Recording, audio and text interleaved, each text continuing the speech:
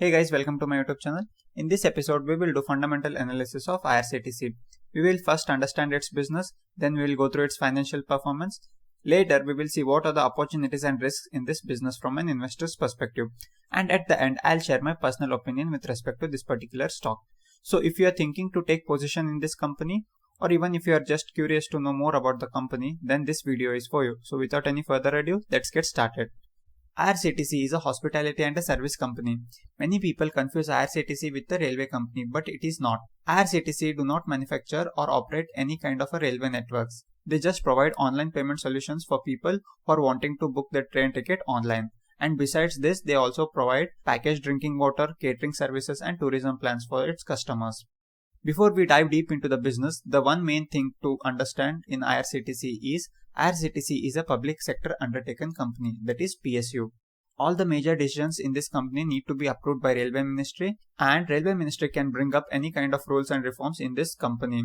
We will discuss more about this in the later part of the video. So let's get started with the IRCTC's business. IRCTC's business can be divided into four main segments.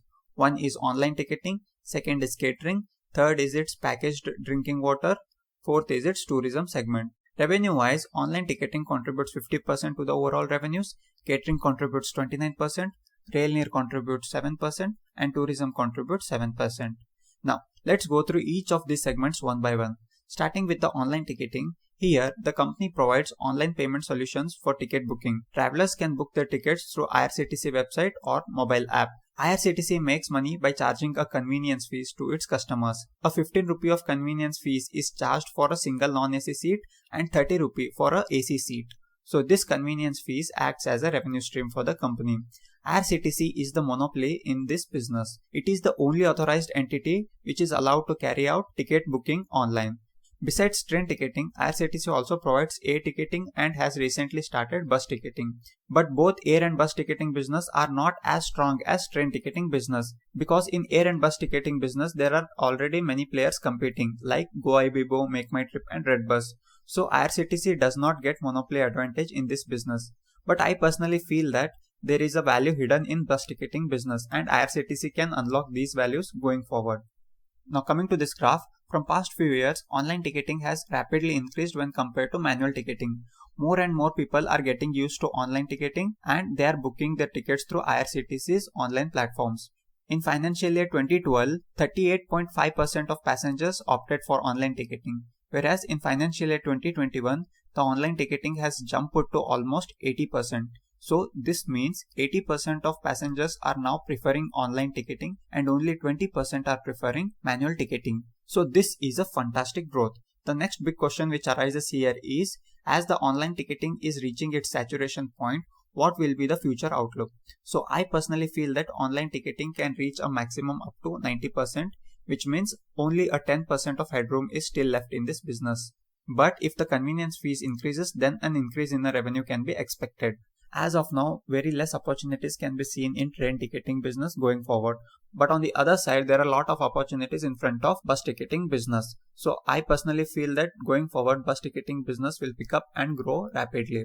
Now coming to the risks in this business, the main and ultimate risk in this business is from the Railway Ministry. In 2016, Railway Ministry made a sudden decision and asked IRCTC to charge zero convenience fees from passengers, which basically meant no revenues for IRCTC from this business. This decision was taken to promote online booking, and after 3 long years, in 2019, this decision was withdrawn. So as an investor, it should always be kept in mind that government can make any kind of decisions going forward and we should account all these scenarios before investing. Now moving on to the second business, that is catering. Here various kinds of food dishes, meals and eatery products are served to the passengers in the train. The food is either cooked in the train or in the kitchens which are located in the railway stations. Passengers can order their food through the IRCTC website or the mobile app. Currently, catering business contributes 29% to the overall revenues. This business is still in its initial phase and has lot of opportunities left in it.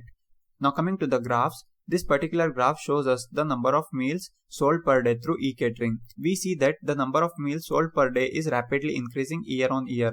In the last year, that is in COVID hit year, we see that there is a dip seen in this number, but on an average, selling 9,180 meals per day in COVID hit year is not a bad thing. So I personally believe that this number can hit up to 1 lakh meals per day in coming 3 to 4 years. So I am very much positive with this business. Now moving on to the third business, that is packaged drinking water. IRCTC, through its brand name called as Railneer, sells the water bottles in trains and railway stations. The water is purified, mineralized and packed in its own plants which are spread all across India. Presently, it has 14 plants and 5 more plants are getting ready, which will be commissioned in 1 or 2 years. A 1 liter of Railneer bottle costs 15 rupee and a half a liter cost 10 rupee. So if we compare it with other brands like Bisleri and Kinley, Railneer has an advantage of pricing. Railneer approximately packs 14 lakh liters of water per day, and in the coming years, with the new plants getting commissioned, this number will still more increase. Again, this is a positive signal for investors. This is a very good business and there is lot of opportunities and growth left in this business. Now, let's move on to the last segment, that is travel and tourism segment. In this business, IRCTC offers various kinds of tour packages to travelers. The places which these tour packages cover are usually historical, heritage, pilgrims and sightseeing places. The most popular tour package right now is the Bharat Darshan plan, which covers places like Nasik, Ujjain, Allahabad, Ayodhya, Somnath, Tirupati, Rameshwaram, etc. People get to travel in luxury trains which are operated by IRCTC along with Indian Railways.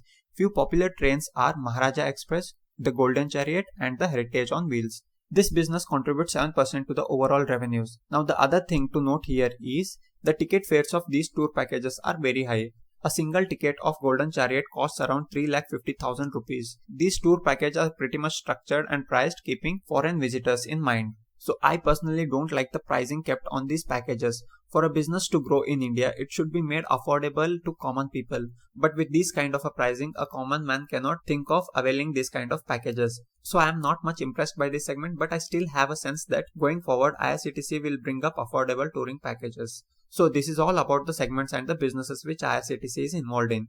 Now, if we see the operating profit margins, online ticketing profit margin is approximately 80%. Catering business profit margin is 10%, Railneer is 25% and tourism is 4%.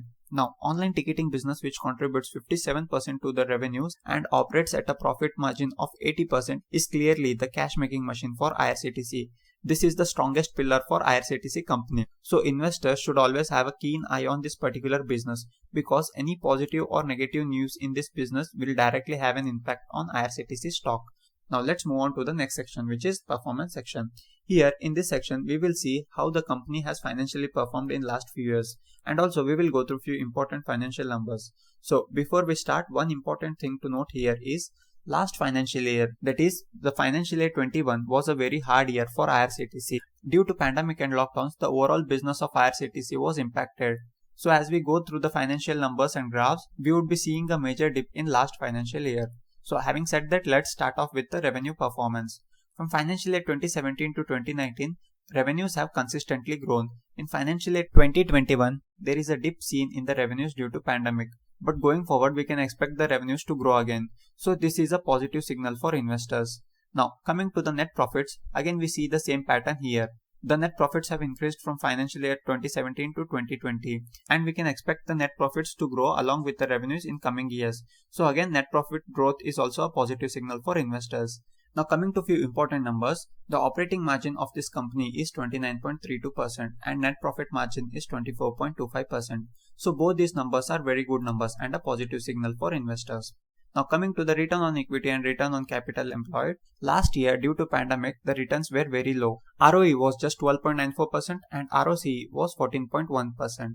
But if we see the numbers of financial year 2020, the return on equity, that is ROE, was 39.80% and ROCE was 51.34%, which are very good numbers. So going forward, if we don't have any COVID-like conditions, then we can expect a very good numbers in ROE and ROCE. So again, this is a positive signal for investors. Now moving on to the next important number, that is debt to equity ratio. The company has no debt, which means the company's debt to equity ratio is 0, which is again a positive signal for investors. Now let's analyze the shareholding pattern of IRCTC. Around 67.4% of stake is held by government, 8.07% is held by FIS, 11.29% is held by DIS, and 13.26% is held by public. So public is holding less than 20%, which is a good sign and a positive signal for investors. Now let's go through the valuations of the company. The current stock price of IRCTC is 3,700 rupee. The market cap is 59,000 crores.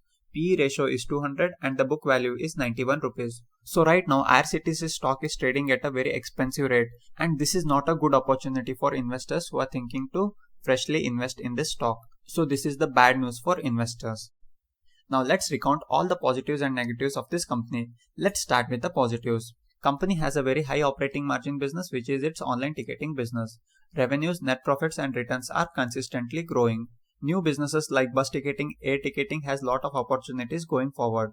Now coming to the negatives, number one negative is government can take any kind of a sudden and a harsh decision in this company. So this is the main risk of holding this kind of companies. The second negative thing is less growth is left in the train ticketing business. And the third negative thing here is the stock is currently very expensive and it is not a good time for fresh investors to invest. Now coming to my opinion, I personally like the business. IRCTC is a very good company with a very strong business. But right now I am neutral on this stock. The main reason for this is its valuations. The stock price is currently very much overvalued. So right now I am neutral on this stock. So having said that, I conclude my today's episode. I hope this was an informative video. If you liked my analysis, then don't forget to hit the like button. And if you wish to watch such kind of content from my side, then hit the subscribe button. Thank you for watching this video till end.